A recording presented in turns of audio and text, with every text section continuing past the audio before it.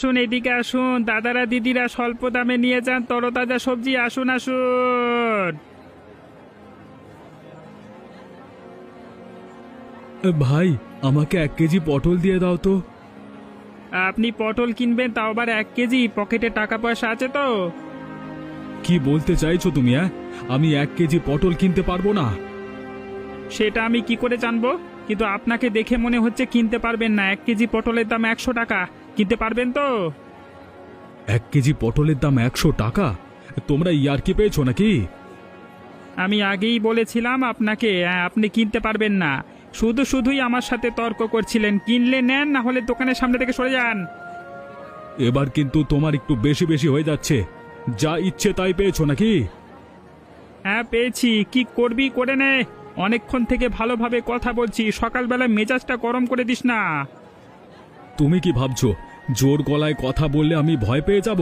আমি এই ব্যাপারটা মোড়ল মশাইয়ের দোরগোড়া পর্যন্ত নিয়ে যাব। আরে যা যা, তোর মতো কত এলো কত গেল, যা পারিস কর। দরকার নেই এত দাম দিয়ে সবজি কেনবার। আমি শহর থেকে কিনে নিয়ে আসব। আর ব্যবহারটা তুমি ঠিক করলে না। হ্যাঁ, পকেটে 2 টাকা নেই, সে আবার আমাকে জ্ঞান দিতে এসেছে, যত সব। ইমরান, আজকে অল্প করে মাছ নিয়ে যাব। কি মাছ নিলে ভালো হবে বলতো? কি মাছ খাবি সেটা তুই জানিস। আমার কাছে তো সব রকমই মাছ আছে, তবে দামটা কিন্তু বেশি। 200 টাকা কেজি থেকে শুরু। এই ইমরান, কি বলছিস কি? আমি বলছি রুই, কাতলা, পোনা মাছ এগুলো কত দাম? উফ, তোকে বলছি তো 200 টাকা কেজি থেকে শুরু। এগুলো 200 টাকা কেজি। তোরা দিনে দুপুরে ডাকাতে শুরু করেছিস দেখছি। সবজির দোকানে গেলাম, সেখানেও দাম বেশি। মাছের দোকানে আসছি, এখানেও দাম বেশি। দেখ ভাই, ধান্দার সময় জ্বালাতন করিস না। আরে ভাই, তুই আমার বন্ধু, আমার সাথে এরকম ভাবে কথা বলবি?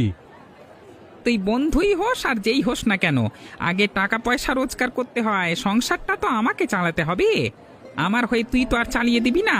হ্যাঁ, নিজের খেতে জোটে না, আবার আমাকে বলতে এসেছে। তোকে বন্ধুই বলেছিলাম, অন্য কিছু নয়। ঠিক আছে, আমি মাছ নেব না, তুই তোর ধান্দা কর।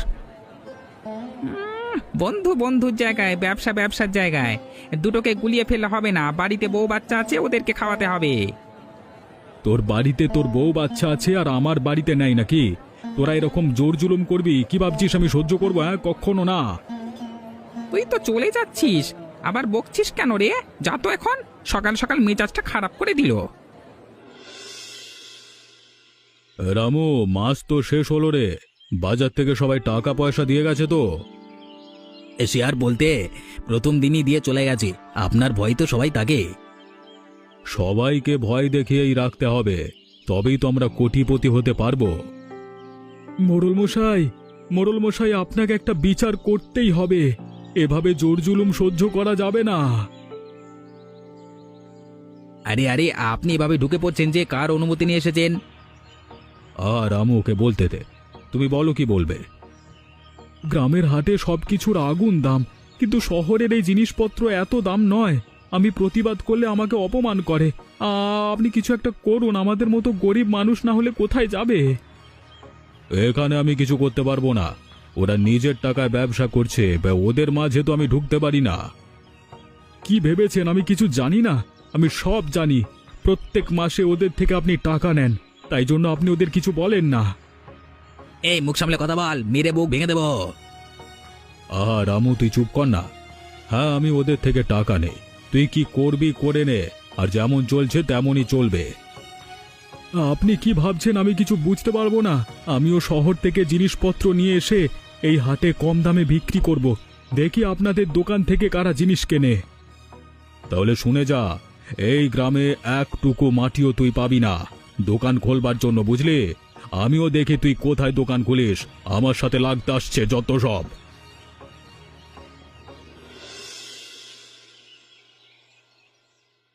আমি চলে এসেছি। ও, তুমি চলে এসেছো? কই দাও দেখি, বাজারের ব্যাগটা দাও। আমি বাজার করে আনতে পারিনি গো। জিনিসের যা দাম কিছুই চিনতে পারবো না। মানে, আমি ঠিক বুঝতে পারলাম না। আমাদের গ্রামের হাটের প্রত্যেক বিক্রেতা চড়া দামে জিনিস বিক্রি করছে, আর তাদের পেছনে আছে স্বয়ং মোড়ল মশাই। এসব দেখে আমি তো নালিশ জানাতেও গেছিলাম। তারপর শুনি পেছনে রয়েছে মোড়ল মশাই।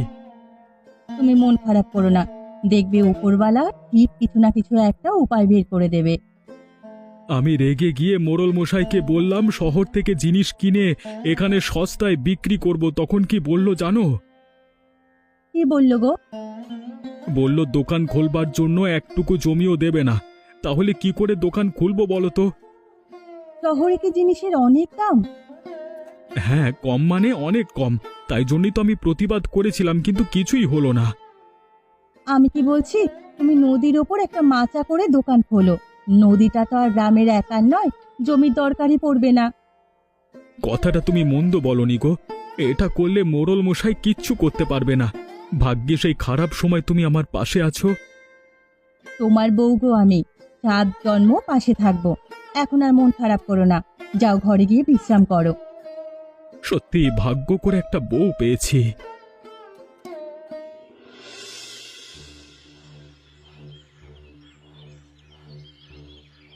মোড়ল মশাই, অনর্থ ঘটে গেছে, আমাদের ধান্দায় বাধা পড়েছে মোড়ল মশাই। কি বলছিস এসব? আমাদের ধান্দায় বাধা দেওয়ার মতো সাহস কার হলো? এ গ্রামে কি নতুন এসেছে নাকি? না না, কেউ নতুন নয়। ওই নিখিল কয়েকদিন আগে যার সাথে আপনার ঝামেলা হলো, সে সবজির দোকান খুলেছে, খুব সস্তায় বিক্রি করছে। কে? ওর এত বড় সাহস আমার অনুমতি না নিয়ে আমার গ্রামের জমিতে দোকান খুলে ফেললো? না না মোড়ল মশাই, গ্রামের জমিতে তো কোনো দিন দোকান খোলেনি। নদীর উপর মাচা করে দোকান করেছে। গ্রামের জমির উপর দোকান খুলে আমি তো লাথি মেরে ভাগিয়ে দিতাম। ওর মাথায় এত বুদ্ধি এলো কি করে? মোড়ল মশাই, আমাদের কিছু একটা করতেই হবে, আমাদের ধান্দা না হলে গেল। তোকে সহকারী করেছে কি এমনি এমনি? কিছু একটা তো ভাব, মাথা মোটা একটা। আমার মাথায় যে সবকিছু আসেনি। সে আসবে কেন? শুধু খাই খাই আর টাকা পয়সা, সবই তো জানিস। ওকে মেরে ফেলতে হবে, আমাদের রাস্তা থেকে সরিয়ে দিতে হবে।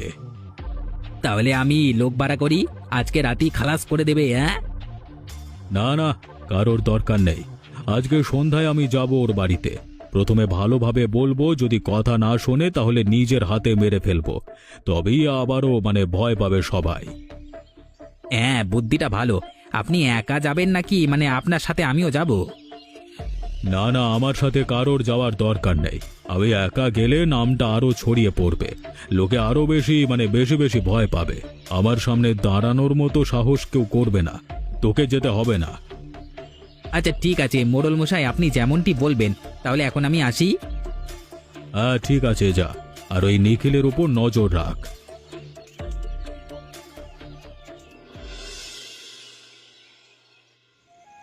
আজকে ব্যবসা কেমন হলো গো? খুব সুন্দর ব্যবসা হয়েছে গো। সবাই আজকে আমার থেকে জিনিসপত্র কিনেছে। মোড়ল মশাইয়ের সব দোকান বসে গেছে। ঠিকই আছে, খারাপের সাথে খারাপ হওয়াই দরকার। তাহলে এবার এই ব্যবসাটাই শুরু করা যাক। তুমি জমিটা ভাগে দিয়ে দাও, অন্য কেউ চাষ করবে। তা করলেও মন্দ হয় না। ঠিক আছে, আমি ভেবে দেখছি।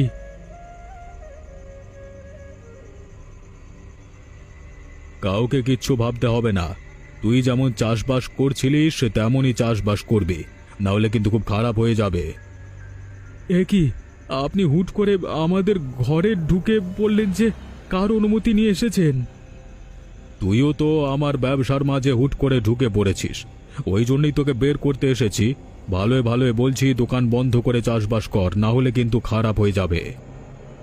আমি ব্যবসা বন্ধ করব না। আর আমি আপনার গ্রামের মাটিতে ব্যবসা করিনি। আপনি গ্রামের মোড়ল হওয়ার যোগ্য নয়। মোড়ল হলো গরিব মানুষের কাছে, আর আপনি ছি।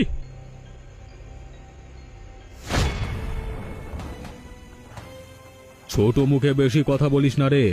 এবার বোঝ, অনেকক্ষণ ধরে ভালোভাবে বুঝিয়েছিলাম, রক্তারক্তি করতে বাধ্য করলি।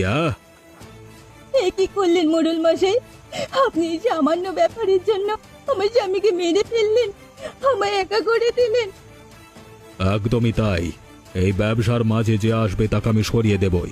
এই খুনটা থেকে সবাই বুঝতে পেরে যাবে আমার বিরুদ্ধে যাওয়ার পরিণামটা কি। হে উপরওয়ালা, তুমি আমার সাথে কেন এমন করলে? আমার স্বামী তো কোনো ভুল কাজ করেনি, তাহলে আমাদের সাথে কেন এত নিষ্ঠুর হচ্ছ? আমার স্বামী ছাড়া যে দুনিয়ায় আমার কেউ ছিল না, তাকেও আমার কাছ থেকে কেড়ে নিলে। একি নিখিল দাদার এই অবস্থা কি করে হলো? অনেক চেঁচামেচি শোনার পর আমি ছুটে এলাম। তোমার দাদা মোড়ল মশাইয়ের বিরুদ্ধে গিয়েছিল বলে উনি এসে খুন করে দিয়েছেন। এখন আমি কি করব কিচ্ছু বুঝতে পারছি না। বোন, তুমি এভাবে কেঁদো না। কি হয়েছে আমাকে খুলে বলো। ও আচ্ছা, এই ব্যাপার। তাহলে তো তোমাকে শক্ত হতে হবে। তোমার স্বামীর কাজটা তোমাকেই সম্পূর্ণ করতে হবে। কাজটা সম্পূর্ণ করতে গিয়ে যদি আমার জীবনটাও চলে যায়? তোমায় আগে সকল গ্রামবাসীর মন জয় করতে হবে। হাটের সব দোকানদারকে নিজের দলে টানতে হবে, তারপরে তুমি কোনো কাজ শুরু করতে পারবে। আমি পারবো না, তোমার পাশে কেউ নেই। আমার প্রিয় মানুষটাকেও মেরে ফেললো। দুঃখ আমারও হচ্ছে, কিন্তু তার থেকে বেশি রাগ হচ্ছে মোড়ল মশাইয়ের কাজকর্ম শুনে। এখন ভেঙে পড়ার সময় নয়, জেদ ধরতে হবে। কাজটা সম্পূর্ণ করতে হবে আমাদের। আমি তোমার পাশে আছি। আমি কি করব কিচ্ছু বুঝতে পারছি না। তুমি যেটা ভালো বোঝো তাই করো। কাল সকালে তুমি আমার সাথে বাজারে যাবে। আমি সবাইকে বোঝানোর চেষ্টা করব। সবাই যদি বুঝে মোড়ল মশাইয়ের বিরুদ্ধে চলে যায় তাহলে তো খুব ভালো হবে, না হলে গ্রামে থেকে কোনো লাভ নেই। কালই দেখা যাক কি হয়।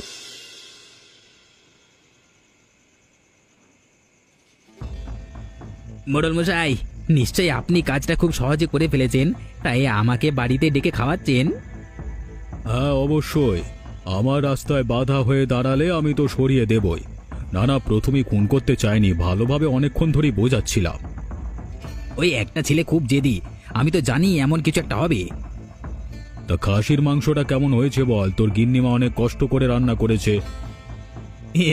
অসাধারণ, সে কতদিন আগে খেয়েছিলাম আপনাদের বাড়িতে, তারপর আবার আজকে খাচ্ছি। আমার তো মনে হয় মাঝে মাঝে এমন খুন হওয়া ভালো, আমি তো খেতে পাবো।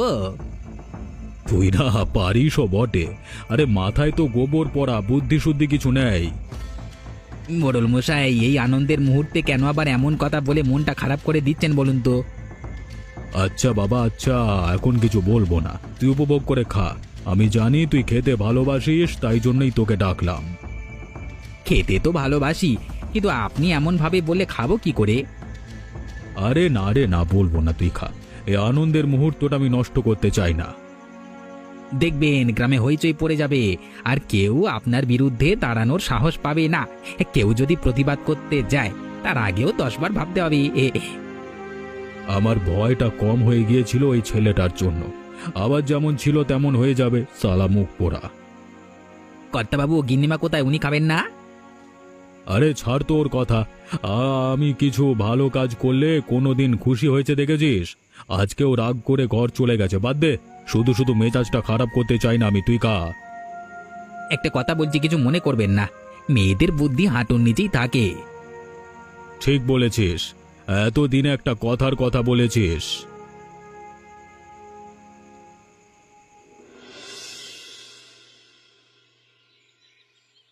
ওই দেখ রফিক, চলে এসেছে বিধবা। এই বরের একটু বেশি রস হয়েছিল, মোড়ল মশাই সব রস নিগড়ে দিয়েছে। হ্যাঁ, আর কোনোদিন সাহস করবে না। মোড়ল মশাই যা রূপ দেখেছিলাম, তা বাপরে বাপ, ওরে বাবা। আপনারা বড় হাসছেন যে? আপনাদের মধ্যে পুরুষত্বটাই হারিয়ে গেছে। কোনটা ঠিক কোনটা ভুল সেটার বিচার করতেই জানেন না। আপনাদের তো নিজেদের ওপর হাসা উচিত। মুখ সামলে কথা বলবি, একটা উল্টোপাল্টা কথা আমরা সহ্য করবো না। কেন, কি ভুল বলেছি আমি? আপনারা মোড়ল মশাইয়ের কথায় চড়া দামে জিনিস বিক্রি করছেন তো? লাখ টাকার হচ্ছে একটু বলবেন? সব টাকা তো মোড়ল মশাই নিয়ে চলে যায়। আপনাদের তো মুনাফার থেকেও কম টাকা ইনকাম হয়। আমরা আমাদেরটা বুঝে নেব, তোকে জ্ঞান দিতে হবে না। নিজেদের চিন্তা ভাবনা দিয়ে একটু চিন্তা করে দেখুন, তাহলে বুঝতে পারবেন এখানে কার লাভ হয়। আর কি ভাবছেন মোড়ল মশাই খুব ভালো কাজ করছে? আজকে ওনার স্বামীর জীবন গেছে, কাল আপনাদের যাবে না, এর কি কোনো গ্যারান্টি আছে?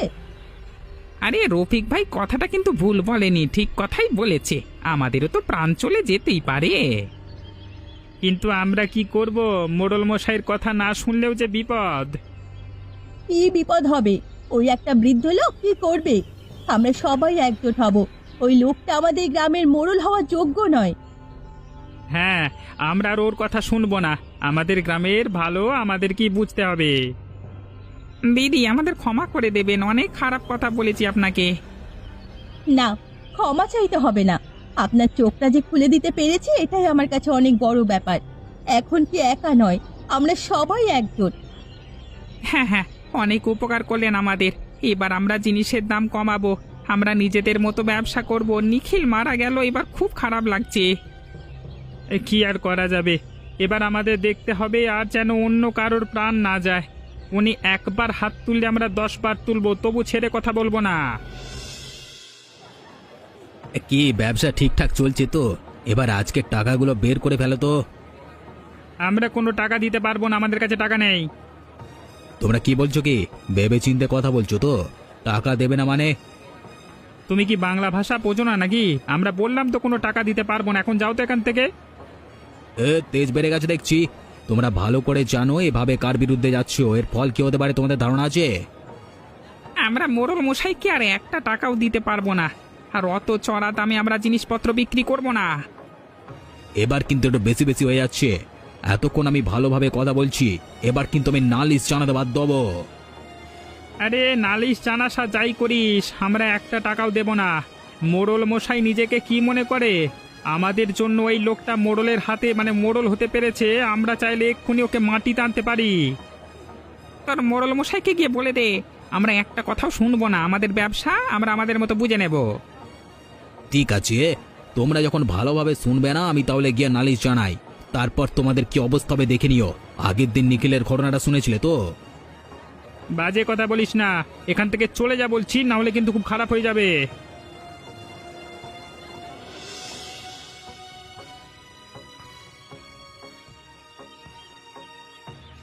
হ্যাঁ মোড়ল মশাই, মোড়ল মশাই, সবাই আপনার বিরুদ্ধে হয়ে গেছে মোড়ল মশাই। তুই এসব কি কথা বলছিস? বিরুদ্ধে হয়ে গেছে মানে? আমি বাজারে টাকা আনতে গিয়েছিলাম, কেউ টাকা দেয়নি।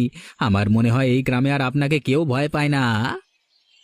এত উল্টো পাল্টা কথা বলবি না একটাও। নিজে একটা কাজ ভালোভাবে করতে পারেন, আবার আমাকে বলছে।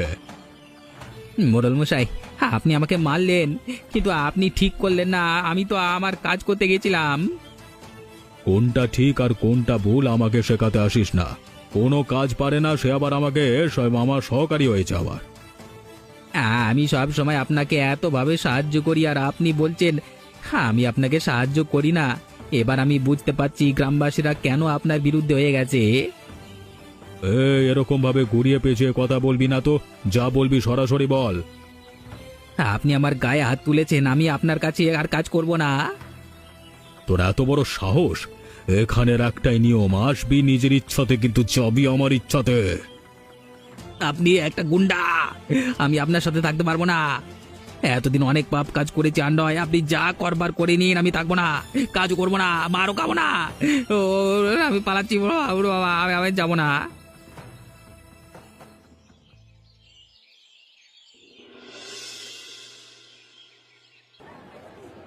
বৌদি আপনাকে অনেক খারাপ কথা বলেছি, আমাদের মাফ করুন। তোমরা আমাকে খারাপ কথা বলেছো তাতে আমার খারাপ লাগেনি গো। আমার খারাপ লেগেছে আমার স্বামীটা কি দোষ করেছিল যে ওকে মেরে দিল। ভালো মানুষের আয়ু বেশি দিন হয় না। ওপরওয়ালা ওনাকে পাঠিয়েছিলেন সকলের চোখ খুলে দেওয়ার জন্য। ওনার কাজ হয়ে গেছে, তাই ওপরওয়ালা আবার তাকে ফিরিয়ে নিয়েছেন। হ্যাঁ, আপনি মন খারাপ করবেন না বৌদি, আর আপনাকে কোনো কাজ করতে হবে না। প্রত্যেক মাসে আমরা কিছু করে টাকা আপনাদের বাড়িতে দিয়ে আসবো। কিন্তু আমার একটাই ভয়, আমার স্বামীকে যেভাবে মেরে দিল তোমাদের কেউ যদি সেভাবে কিছু করে দেয় তাহলে কি হবে? আপনার স্বামী একা ছিল আর আমরা সবাই একজোট হয়েছি, আমাদের কিচ্ছু হবে না। মোড়লের সহকারীকে যেভাবে তাড়িয়েছি ঠিক সেভাবেই মোড়লকেও তাড়াবো। হ্যাঁ, এতদিন আমরা বুঝতে পারিনি কিভাবে সকলকে ভয় দেখিয়ে রেখেছিল, কিন্তু জানতে পারবার পর আমরা চুপ থাকবো না। তোমাদের দাদার একটাই স্মৃতি রয়ে গেল আমার কাছে, এই নদীর ওপরে দোকানটা।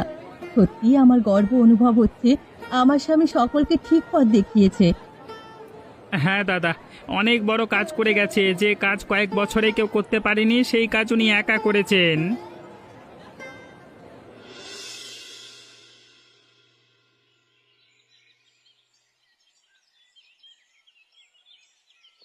এই তোরা কি সব মনে করেছিস রে? আমারই খাবি, আমারই পড়বি, আবার আমার বিরুদ্ধে কথা বলবি? তোদের সাহস তো কম নয়।